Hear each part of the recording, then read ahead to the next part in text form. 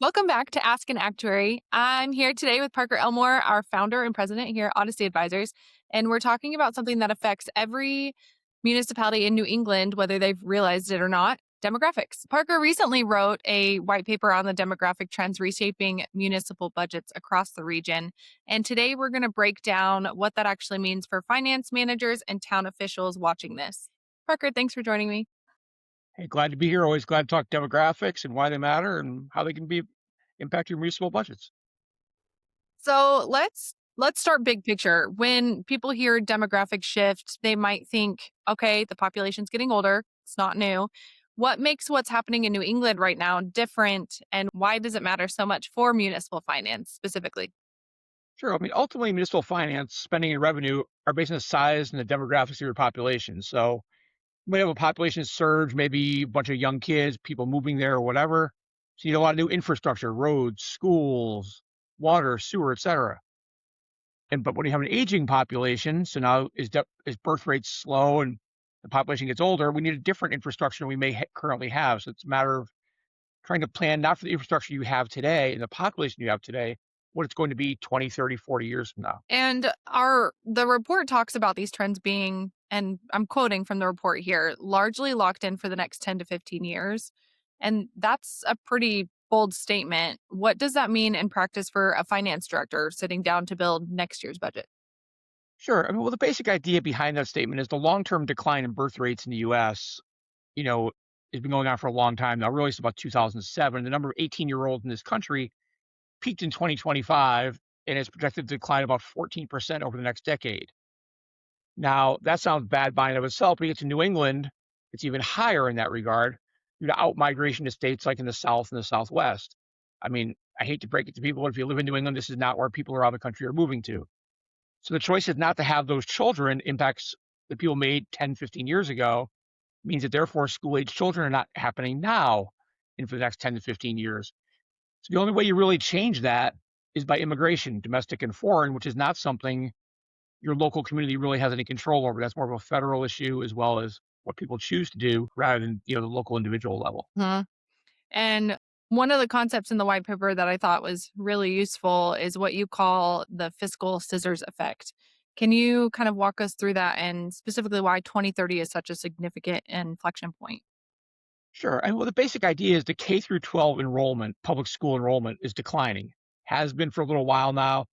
That's expected to accelerate over the next 20 plus years. So if you're in, say, Massachusetts overall, we expect about a 20% reduction in the K through 12 population by 2050. If you get into Western Massachusetts out in the Berkshires, probably about a 35% reduction.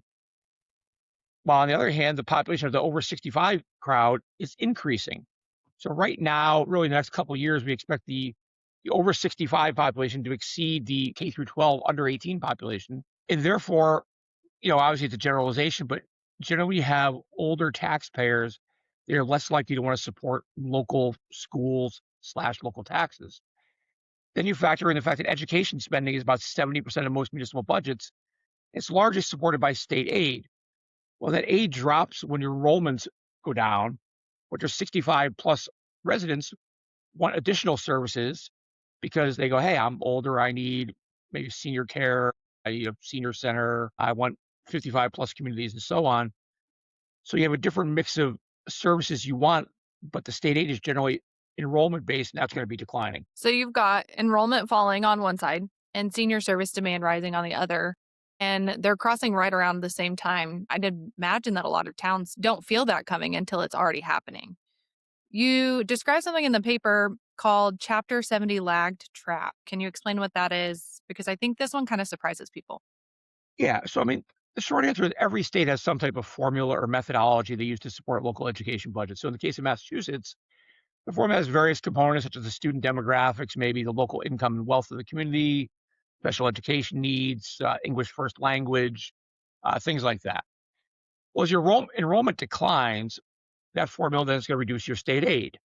So maybe you had 1,000 students last year, in 20 years, now you have 800 students. Well, in theory, all other things equal, your support went down by 20%. However, the costs don't scale proportionally. So what I mean by that is you still need to have a building. You still need to heat the building. You still need to have transportation to get the students to and from school. You still have administration, you still need a principal, school nurse, etc. So even though your population of students went down by 20%, your cost did not go down by 20%, but the state aid did go down by 20%. So your revenue is declining faster than your cost, which is going to create more budgetary issues. Yeah, and that's a really good point. Your aid can look completely stable right until it drops. And then there's the fixed cost problem layered on top of that. And you have a great worked example in the paper about what happens to per pupil cost when enrollment falls, but the buses still run and the building still needs heat. Can you walk us through that? Yeah, it's kind of what I was just saying there. Again, you have that building, it still needs heat, still needs maintenance, whether you got 50 students or 500 students. So again, if you think about it, that roof still needs to be replaced. Doesn't matter how many students are there. Then even if you think about the bus routes, say your bus route right now is a 45-minute bus route to pick up X number of children. Well, the reality is if we have fewer students, are you going to lengthen the length of the bus route? Therefore, it takes more time. Or do you have the same number of bus routes, although they're picking up less kids? So, it's not an easy thing to do. And that's why we've seen several communities looking at regionalization. So we've talked to a couple different organizations or communities out in the western part of Massachusetts where we're seeing the largest projected enrollment declines.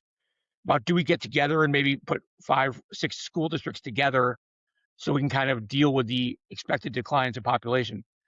But again, that's not easy because again, you've got local control issues, you've got people want to have their neighborhood school and so on. So, you're dealing with the competition of the world as we want it to be, and then the demographics of how they're going to be. And those two things in the budgets are going to be a challenge. And another thing that stood out to me in all of the research was that immigration has essentially become the single most important variable in all of this, more than birth rates, even more than local migration patterns, as you mentioned. And yet it's also the variable municipalities have absolutely no control over. How do you even plan for something like that that's unpredictable? Yeah, I mean, again, as you know, the local community has little to no control over international immigration. I mean, you can be a welcoming community or maybe things like that to encourage it, but the reality is federal policy is going to largely determine international immigration.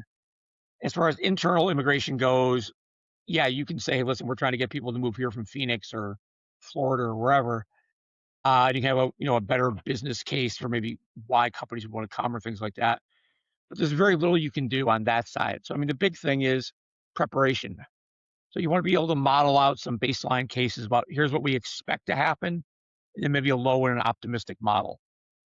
And I say that because you don't want to be making big financial bets about, hey, we think this is the way the world's going to be 10, 15, 20 years from now. And we're going to build all this stuff and then make large bets and have large fixed costs we've now locked ourselves into. And then all of a sudden you look around and go, oh, that's not the way it really worked out. I think it's really important to model these things now so you're not facing major fiscal distress in the out years. Yeah, so it's really about building a plan that can flex across different scenarios rather than trying to predict the right one. That makes a lot of sense. Let's talk about pension and OPEB because that's obviously close to home for us here at Odyssey. A lot of those municipalities already know they're underfunded. How does demographic decline change the math on obligations they're already struggling to manage? Exactly. Yeah, I mean, I was speaking about this at a conference yesterday. So the issue is your pension and OPEB are long-term debts. They're largely generally the number one and number two largest liabilities on a municipal balance sheet. But there have really been debts that are accrued for service that was done in the past. You had people that worked for you 20, 30, 40 years ago and they're now retired. You're paying the bill. You're not getting any services out of them now. So these are bills you're paying for former employees. And the bills come due. So what do? Well, unlike the federal government, you have to adopt and maintain a balanced budget. And so you can't just sit here and go, we're going to print money, we're going to, fund debt, we're going to do various things. But this you're going to run into is your population is going to get smaller and older over time. As we talked about earlier, they're generally that older population doesn't want to pay more taxes. They're going to fight back against it. Beyond that, you have to deal with the fact that when you raise your taxes as a community, you become less desirable for people to move. So that internal migration we talked about to help out, you don't get. So it almost becomes a death spiral as you start increasing taxes to address these issues. Fewer people want to come, and then the people who remain get stuck with ever larger and larger bill. That's why it's important to do this sooner than later while you still have the population. Now, I'm not going to say it's easy, it's not. But we're trying to avoid taking on additional long-term debt, trying to avoid policies to increase our existing debt, and try to do whatever we can to develop policies right now trying to address this debt while it's manageable. And last question for you. I want to make this one pretty practical. Say a financial manager is watching this right now and they haven't done anything that you've talked about. No demographic scenarios built into their long range plan, no OPEB modeling tied to population projections. Where would you recommend that they start? What's one thing you tell them to do in the next 90 days? Well, again, to paraphrase what we say in retirement planning, the best time to start planning was 10 years ago. The next best time is now. So, I mean, every community has a different demographic, different debt profile. So it's really important to kind of go through and take stock of where are we?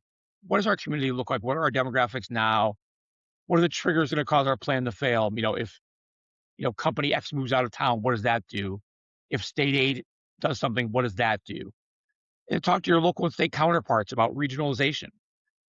Can we regionalize certain things? It's not that we have to send everything to the county level, but maybe we can do ambulance services. We can regionalize those. Maybe do things with the schools. Maybe we do things in terms of senior services, whatever it may happen to be.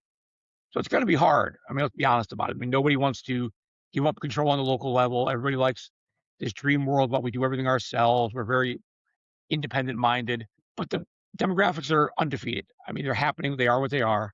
So it's really hard to do this planning now because the problem is you're not going to see the benefits of this plan for 20, 30 years. So you go, well, why even do it? But the problem is if you don't do it, those 20, 30 years are still happening. So you can face 20 or 30 years from now with or without a plan. And so the reality is the more you do now, the people 20, 30 years now are going to be very grateful that you did because otherwise it's going to be painful. I mean, the example I give to folks is Social Security. I mean, the report came out this morning about Social Security is going to be broke in 2032, and that came up in 2033. We've all known this was going to happen. We've known this for 30 plus years, and nothing's been done. The point now is, unlike Congress, I find people at the local level tend to be a little more responsible.